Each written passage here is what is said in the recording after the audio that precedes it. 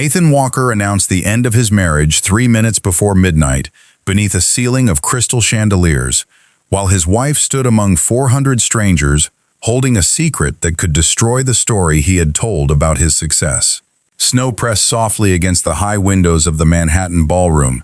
As reporters raised their cameras, investors stopped whispering, and Vanessa Collins stepped onto the stage before Nathan had finished asking the room to respect his privacy. The movement was subtle, but its meaning was unmistakable, because Vanessa did not stand beside him like an employee awaiting instructions. She stood close enough to suggest that Olivia Walker had already been replaced.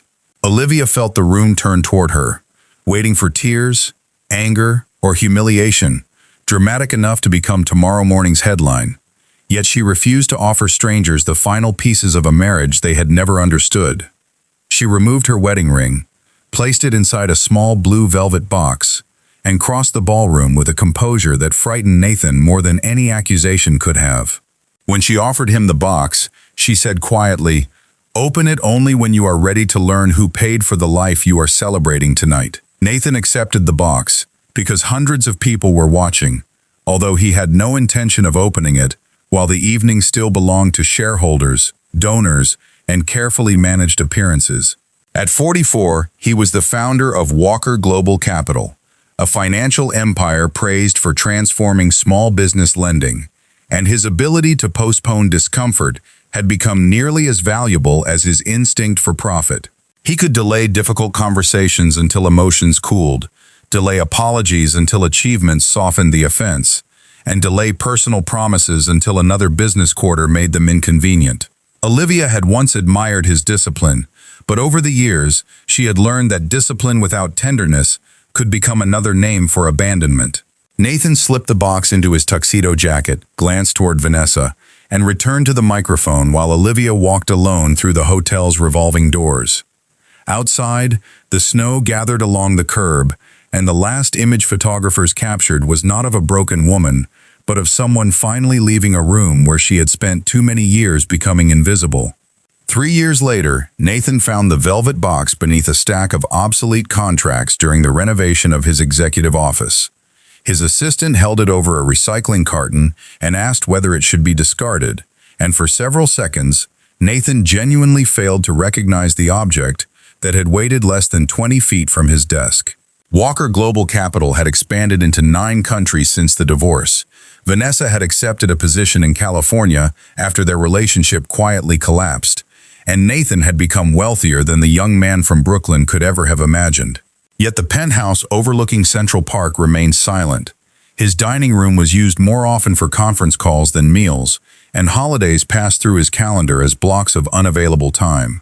He dismissed his assistant, locked the office door, and placed the velvet box beneath the lamp as rain blurred the skyline beyond the glass. Olivia's warning returned with such precision that he wondered whether some sentences waited inside a person until pride finally weakened enough to hear them. The engagement ring lay inside exactly as Olivia had left it, its small diamond, almost modest beneath the hard white light of the office. Beneath it rested a faded photograph of Nathan and Olivia sitting on the floor of their first Brooklyn apartment, laughing among cardboard boxes, while a broken radiator steamed against the wall behind them. Nathan remembered that evening as evidence of how little they had owned, but the expression on Olivia's face suggested she had never considered their life poor. Under the photograph, he discovered receipts from a used car dealership, payroll transfers from an account he did not recognize, tutoring schedules bearing Olivia's handwriting, and monthly budgets calculated down to the final dollar. Each document belonged to the 2 years before Walker Global Capital received its first major investment. Yet Nathan had never seen any of them. At the bottom of the box rested a sealed envelope bearing his name and a smaller line written beneath it. "Before you look for me, decide whether you are searching for forgiveness or simply relief." Nathan opened the letter with hands steadier than his breathing, expecting an explanation of the receipts, but Olivia began with a question he could not answer honestly. She asked whether he remembered the Thursday when his company nearly missed payroll and an anonymous bridge loan arrived 6 hours before the bank closed. Nathan remembered the transfer because he had repeated the story in interviews for 20 years. describing it as the moment a cautious investor finally recognized his potential. Olivia's letter stated that no investor had sent the money, and the legal documents beneath the receipts proved she had mortgaged the Philadelphia house inherited from her parents. Nathan read the paragraph 3 times, then searched the papers until he found the transfer amount matching the company's emergency deposit exactly. Before any venture capitalist believed in Nathan Walker, Olivia had risked the only home her parents left her, and someone inside his company had spent 2 decades ensuring that her name never appeared beside the money. The letter did not identify that person, but it warned Nathan not to assume ignorance had been accidental. Olivia had learned shortly before the gala that the mortgage records were removed from an early financial audit and replaced with documents crediting another source.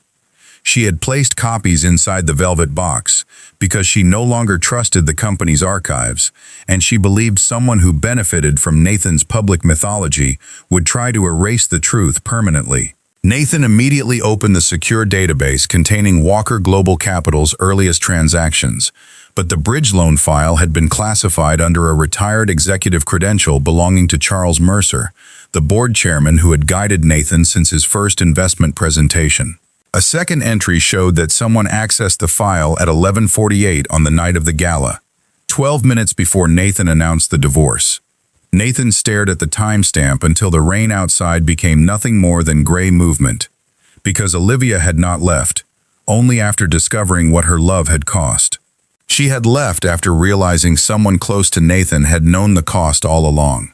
Nathan resisted the urge to confront Charles Mercer because Olivia's letter contained one final instruction asking him to verify every fact before allowing anger to create another convenient mistake.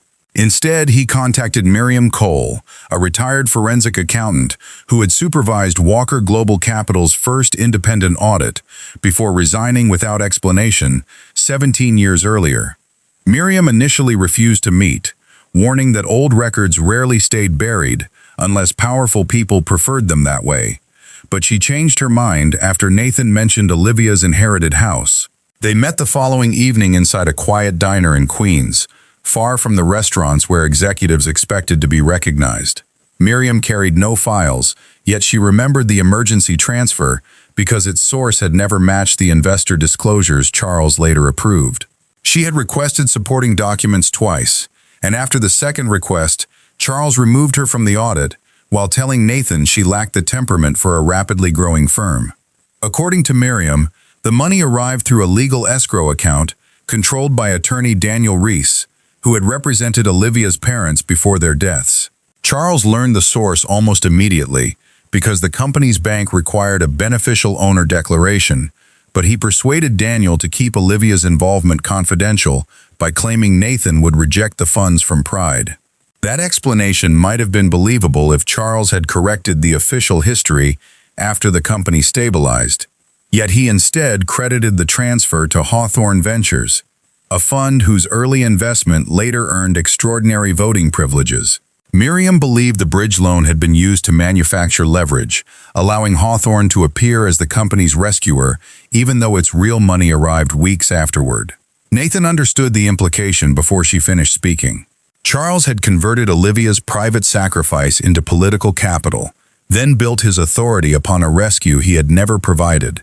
Nathan asked why Miriam remained silent for so many years, and shame changed the posture of the woman across from him. She had been 31, supporting 2 children, and Charles threatened to ruin her professional reputation if she challenged the revised audit. She kept copies of handwritten notes but no documentary proof, and as Walker Global Capital became celebrated, her doubts began sounding unreasonable even to herself. 2 months before the gala, Olivia found Miriam through an old employee directory and asked questions Nathan had never thought to ask. Olivia had already discovered that the mortgage was never fully released, despite believing for years that company profits had quietly repaid the debt through Daniel Reese's office. Someone had continued making minimum payments from a shell charity, preserving a legal claim against the property long after Olivia sold it.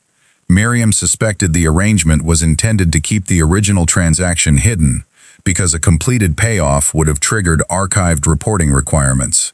Nathan left the diner with more questions than evidence. but Miriam gave him the address of a storage facility where Daniel Reese's closed practice had deposited inactive client records after his death. Access required permission from an estate representative, and Nathan discovered that Olivia had submitted a request 3 years earlier under her maiden name. The request was denied after Hawthorne Ventures asserted that certain files contained confidential investment information belonging to Walker Global Capital. Nathan's own legal department had supported the objection, although he had never been informed. He searched the approval history and found Vanessa Collins listed among the executives copied on the response. Vanessa had been managing corporate communications, not legal compliance, yet she had opened the denial notice 4 times during the month before the gala. Nathan called Vanessa in California, and the warmth in her voice vanished when he mentioned Daniel Reese. She insisted she had only followed Charles's instructions, explaining that he warned Olivia was preparing a false financial claim during the divorce. Vanessa believed Olivia intended to portray herself as a hidden founder and seize control of company assets, a story that appealed to Vanessa because she had already become emotionally involved with Nathan. When Nathan asked whether Vanessa knew about the mortgage, she remained silent long enough to answer without words. She finally admitted that Charles showed her a partial document indicating Olivia had contributed money, but he described it as a private marital transfer rather than the company-saving loan it truly was. Vanessa had helped contain press inquiries, redirected Olivia's letters away from Nathan's office, and encouraged the gala announcement because Charles argued that a public separation would weaken Olivia's credibility if she made future claims. Nathan ended the call without absolving Vanessa, but he recognized that Charles had exploited vanity in each of them differently. He offered Nathan the mythology of self-made greatness, offered Vanessa the promise of becoming indispensable, and offered frightened employees professional survival in exchange for silence. Olivia had challenged the structure alone because everyone else benefited from believing it. Nathan instructed his general counsel to preserve all historical records connected to Hawthorne Ventures, but within 20 minutes, the company's security team reported an unauthorized deletion attempt from Charles's private office. The transfer logs showed hundreds of archived files being routed toward an external server, including early payroll records, Olivia's correspondence, and internal messages surrounding the gala. Nathan reached Charles's office before security disabled the connection, but the 72-year-old chairman appeared unsurprised to see him. Charles sat behind the desk where Nathan had sought advice for 2 decades and calmly poured 2 glasses of bourbon as though the confrontation had been scheduled. He did not deny knowing about Olivia's mortgage, nor did he apologize for allowing Hawthorne to claim credit. Instead, he said Nathan had needed confidence more than truth during the company's fragile beginning, and Olivia's sacrifice would have made him emotionally dependent upon a wife who lacked the vision to guide an international corporation. Nathan asked whether destroying their marriage had also been strategic, and Charles gave a weary smile. "I did not destroy it," he answered. "I merely stopped protecting something you had already decided was less important than becoming the man I promised you could be." Nathan felt the accusation land, because Charles had hidden the truth, but he had not forced Nathan to miss anniversaries, ignore Olivia's questions, or announce their divorce beside another woman. Charles understood that guilt would make Nathan either surrender or become reckless, so Nathan refused both outcomes and asked security to escort the chairman from the building pending an independent investigation. Charles rose without resistance, buttoned his jacket, and warned that exposing the old transaction would threaten voting agreements, regulatory filings, and the public legitimacy of Walker Global Capital's early financing. Nathan replied that legitimacy built on stolen credit deserved examination, even if the answer cost him control. For the first time, Charles's confidence faltered, and Nathan realized the older man had never believed he would choose truth over the company. Before leaving, Charles said Olivia had understood the danger better and had disappeared because she knew Nathan would protect the empire before protecting her. Nathan spent the next 4 days examining Olivia's letter, archived correspondence, and the records recovered before Charles's deletion attempt. The evidence showed Olivia had written Nathan repeatedly during the year before the gala, asking for a private meeting about discrepancies in the company's founding accounts.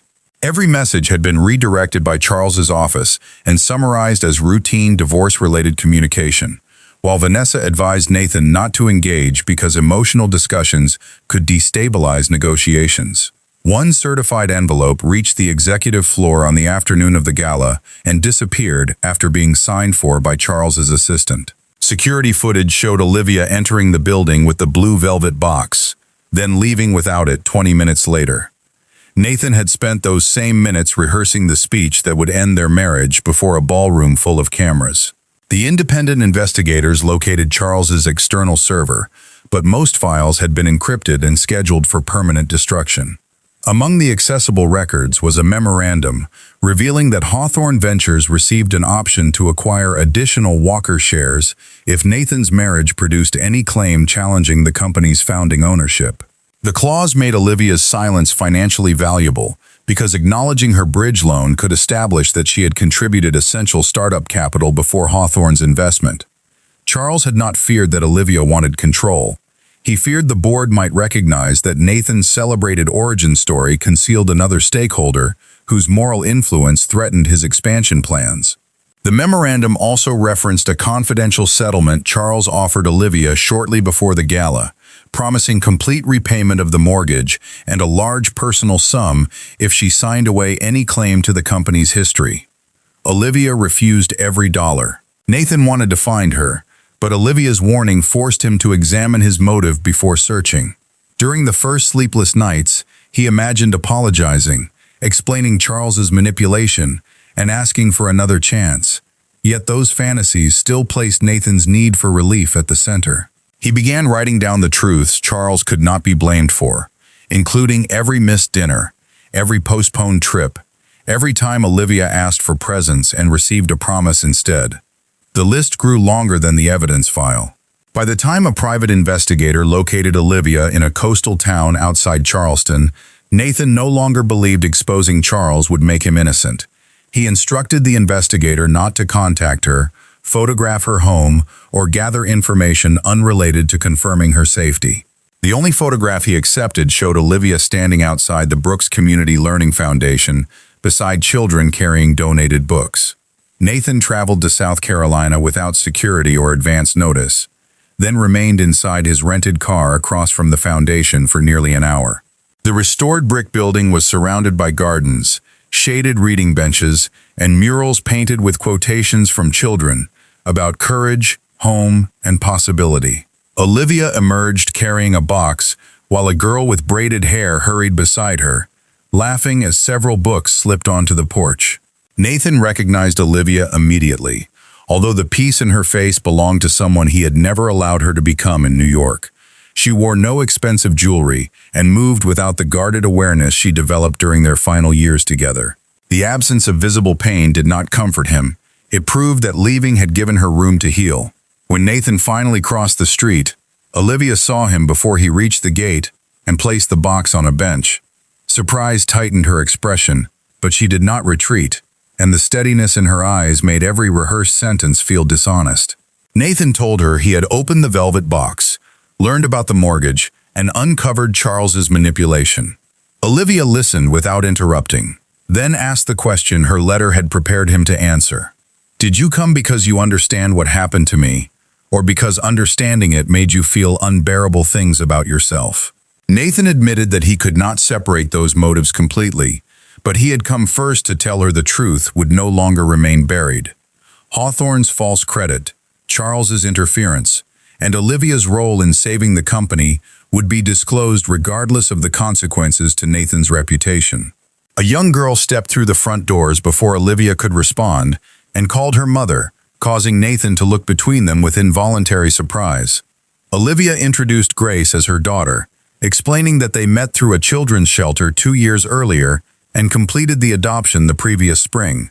Nathan felt an unexpected grief for the family life he had once postponed, but he refused to turn Grace into another symbol of what he had lost. He greeted her gently, listened as she described the foundation's library, and promised to visit only if Olivia considered it appropriate. Grace returned inside, leaving them beneath the oak trees, where Olivia finally allowed some of her composure to soften. She told Nathan that Charles had manipulated events, but the deepest injury came from knowing a stranger needed only to redirect a few letters because Nathan had already stopped listening for her voice. Nathan did not defend himself, and the absence of explanation created the first honest silence they had shared in years. Olivia revealed that she discovered the mortgage irregularity after attempting to fund the learning center with proceeds from selling her parents' house. The closing attorney found an unresolved lien connected to a charity affiliated with Hawthorne Ventures, and the discovery led her through years of altered records, unanswered letters, and warnings from Charles. She had placed the evidence in Nathan's office on the gala night because she wanted to give him one final opportunity to choose truth privately before the divorce became public. When he announced their separation beside Vanessa, without speaking to her first, Olivia understood that opening the box immediately would no longer repair what mattered. She left New York, resolved the property dispute through borrowed funds, and built the foundation without using Walker money. Nathan asked what he could do, but Olivia rejected the question because it invited a single action large enough to relieve him. She told him to return to New York and examine every policy shaped by the same belief that people existed to serve growth. If Charles could erase her contribution because it complicated Nathan's mythology, then employees, borrowers, and neighborhoods without her resources had probably been erased more easily. Nathan promised nothing dramatic, because promises had once become the cheapest thing he gave her. He simply said he would begin the review and send her the findings, whether or not she ever wished to see him again. Olivia accepted that answer, then returned to the library, where Grace and 20 children were waiting. The independent review uncovered damage extending far beyond Olivia's mortgage. Hawthorne-backed executives had pressured lending teams to approve redevelopment projects that displaced small businesses, while publicly describing the investments as community renewal. Employee assistance programs were repeatedly reduced to preserve executive bonuses, and internal complaints were routed through committees controlled by Charles. One project scheduled for final approval would purchase 6 apartment buildings in Queens, remove long-term tenants through aggressive rent increases, and convert the properties into luxury units. The projected return was enormous, and Nathan had praised the proposal months earlier without reading the relocation analysis. Among the tenants was Miriam Cole, the retired accountant who had first warned him about the falsified audit. At the next board meeting, Nathan suspended the redevelopment deal, commissioned independent tenant negotiations, and announced that Walker Global Capital would restate its founding disclosures. Several directors warned that acknowledging Olivia's contribution could trigger lawsuits and threaten Hawthorne's voting agreements. Nathan answered that the lawsuits already existed morally, whether courts recognized them or not, and continuing the concealment would transform past fraud into his present choice. Charles, participating through counsel, threatened to release private emails suggesting Olivia had fabricated the mortgage story during a bitter divorce. Nathan authorized publication of the complete verified records before Charles could distribute selective fragments. The decision cut Walker's share price within hours and turned Nathan's personal history into national news.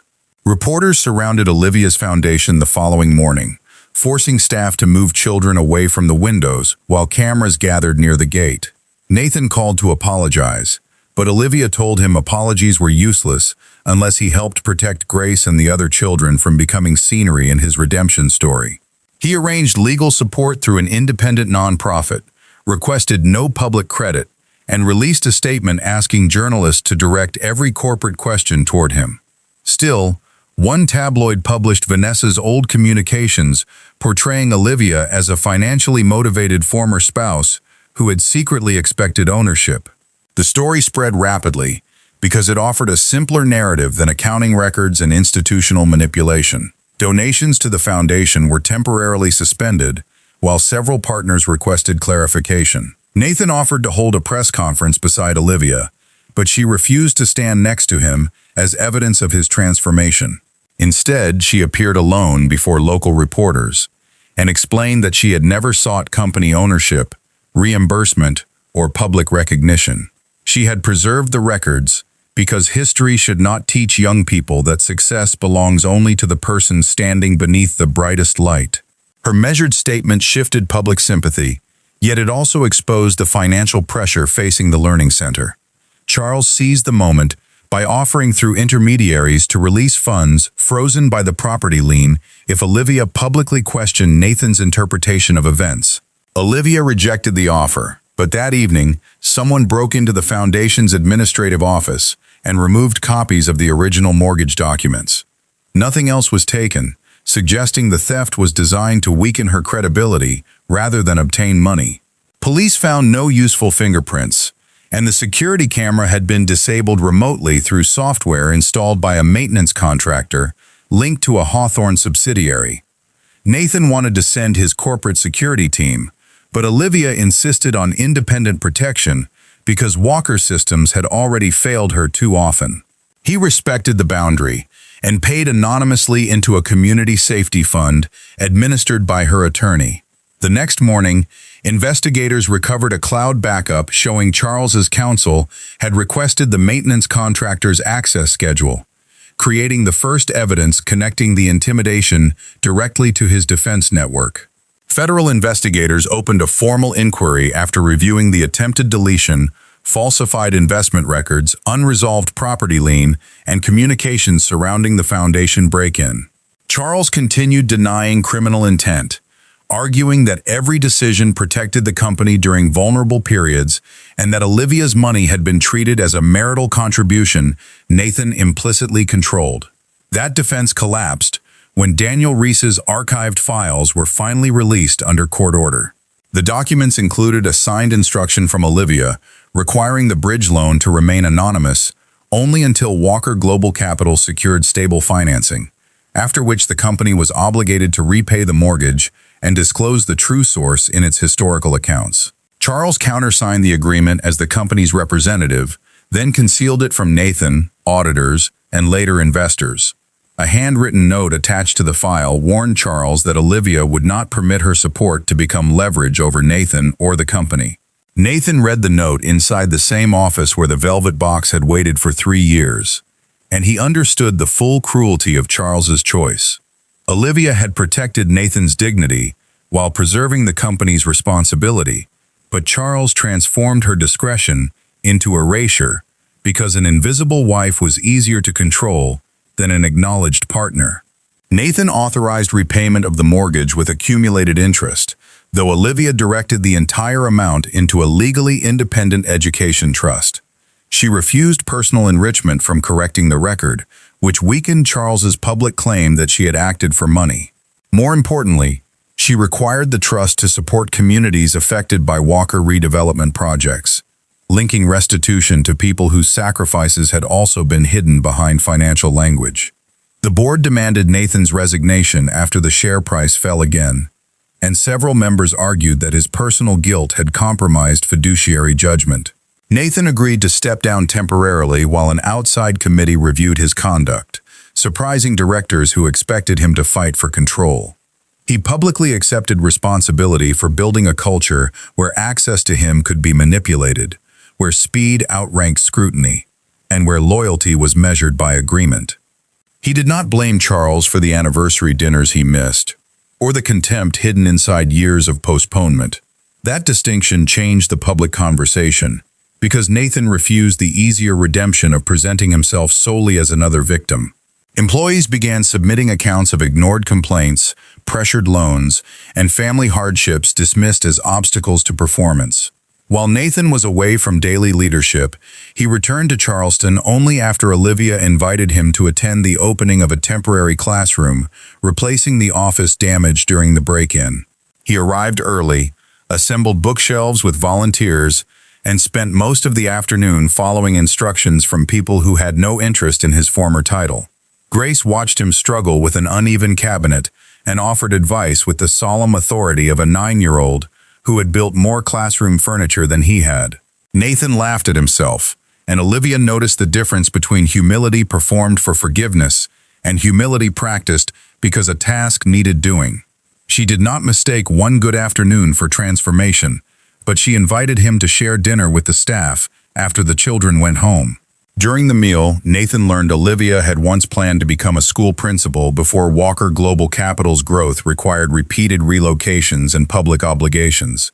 She had postponed graduate school, declined leadership opportunities, and later allowed Nathan's advisors to present her charitable appearances as her primary contribution. Those choices had been hers, yet the marriage gradually made sacrifice feel like the only acceptable form of love. Nathan asked whether she regretted supporting him, and Olivia said she regretted disappearing inside the support. Her answer prevented him from turning their history into a simple story of villain and victim. They had loved each other sincerely, made unequal choices gradually, and allowed outside manipulation to succeed because their private communication had already weakened. Grace joined them after dinner, carrying the faded Brooklyn photograph, which Olivia had displayed inside the foundation's small history cabinet.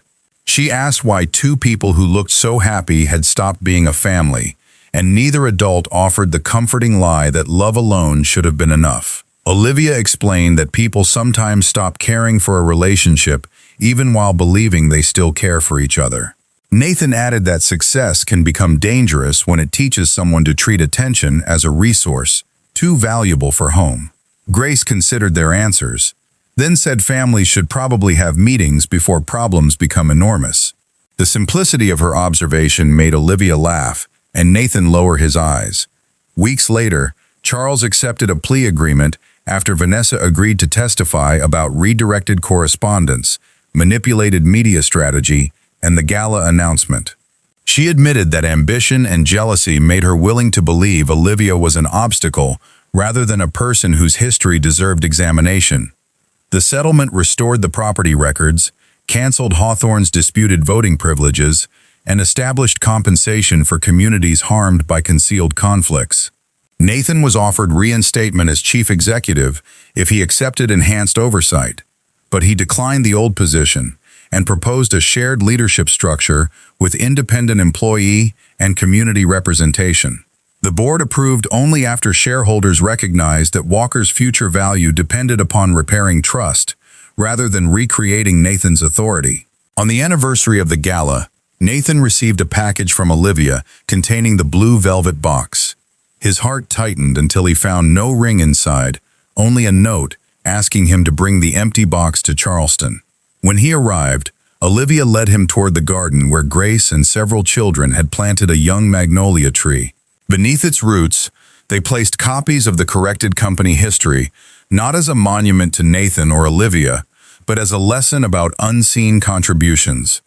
Olivia said the box had carried evidence of what silence cost, and she no longer wanted it preserved as a container for regret. Nathan understood that she was not returning the past. She was deciding what meaning it would carry forward.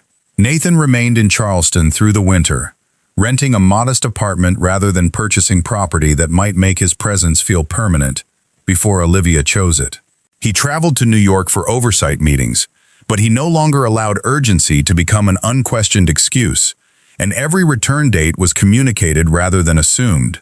At the foundation, he assisted with financial planning, while Olivia retained final authority and corrected him whenever corporate habits entered community work.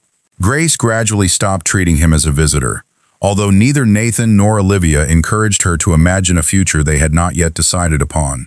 Trust grew through ordinary repetitions, arriving when promised, listening without solving, apologizing without demanding reassurance, and accepting that affection did not erase consequences.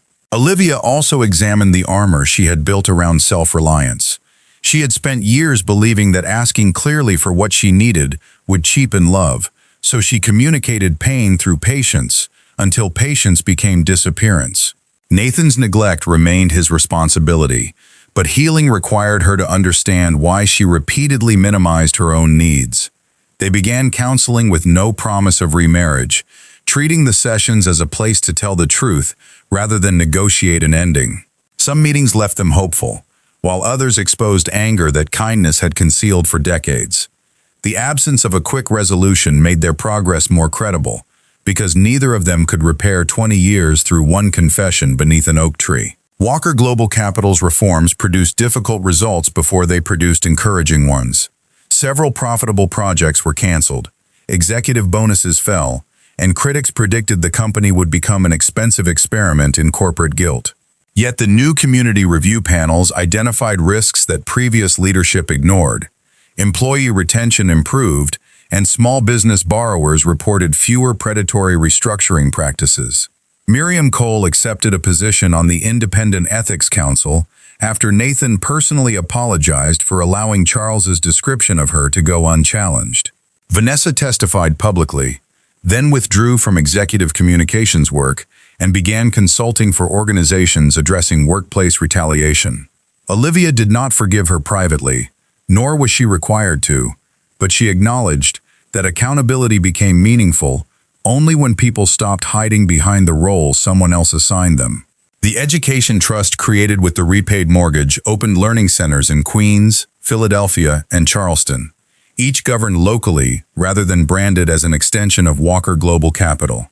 Olivia insisted that no building carry Nathan's name, and Nathan supported the decision because generosity designed to restore reputation was still a transaction. The Philadelphia Center opened inside the neighborhood where Olivia's parents once lived, only a few blocks from the house she had mortgaged. During the ceremony, she spoke about her parents' belief that a home possessed value beyond its walls whenever it helped someone else move forward. Nathan stood among the audience rather than beside the podium, understanding that being present did not entitle him to the center of her story. After the ceremony, they walked past the old house, now occupied by a young family whose children had drawn chalk stars across the sidewalk. Nathan told Olivia he had spent years wishing he could return to the night she left the gala, but he no longer believed a single different choice would have repaired everything. The marriage had been fading through 1,000 decisions, and saving it would have required 1,000 different ones made earlier. Olivia agreed, then admitted that she no longer wanted to recreate their former life either. What they had become separately deserved more than a return to roles that had already failed them. Nathan asked whether she could imagine building something new with him, without using marriage as proof that he had been redeemed. Olivia did not answer immediately, because the question deserved freedom rather than romance shaped by pressure. Several months later, on a spring evening at the Charleston Foundation, she invited him to the reading garden after Grace's birthday celebration. The magnolia tree had begun producing its first white blossoms, and the empty velvet box rested on the bench between them. Olivia opened it and placed inside 2 handwritten cards, one bearing Nathan's name and the other her own. Her card contained no grand vow, only 3 commitments: to speak before resentment became silence, to protect her own identity inside love, and to judge change through time rather than promises. Nathan's card promised to treat presence as an action, to welcome accountability before crisis demanded it, and never again confuse being needed with being loving. Olivia closed the box and told him she was willing to begin a relationship with the man he was becoming, but she would not marry him merely to complete a beautiful public story. Nathan said he wanted no ending that required her to surrender caution for his comfort. Their first kiss after years apart carried tenderness, uncertainty, and the weight of 2 people choosing possibility without pretending history had disappeared. They married 18 months later in the foundation garden, surrounded by Grace, teachers, employees, neighbors, and several people whose lives had been altered by the company's reforms. There were no reporters and no announcement crafted for investors, because the day belonged to those who understood what rebuilding had required. Grace carried the velvet box but opened it to reveal 2 new rings, while Olivia's original engagement ring remained displayed in the learning center beside the Brooklyn photograph and corrected founding records. It represented neither failure nor restored perfection, but the truth that love could be priceless and still be mishandled. Nathan never recovered every year he had lost, and Olivia never forgot the loneliness that taught her to leave. Yet their happy ending did not depend upon forgetting. It came from refusing to waste pain once truth had given it meaning. Together, they raised Grace, expanded the education trust, and built a marriage where no dream required one person to disappear so another could shine. Nathan eventually understood that Olivia had not saved his company because she believed wealth would make them happy. She had saved it because she believed the man she loved would someday use success to protect other people's hopes. It took him 20 years, a destroyed mythology, and one small velvet box to become worthy of that belief.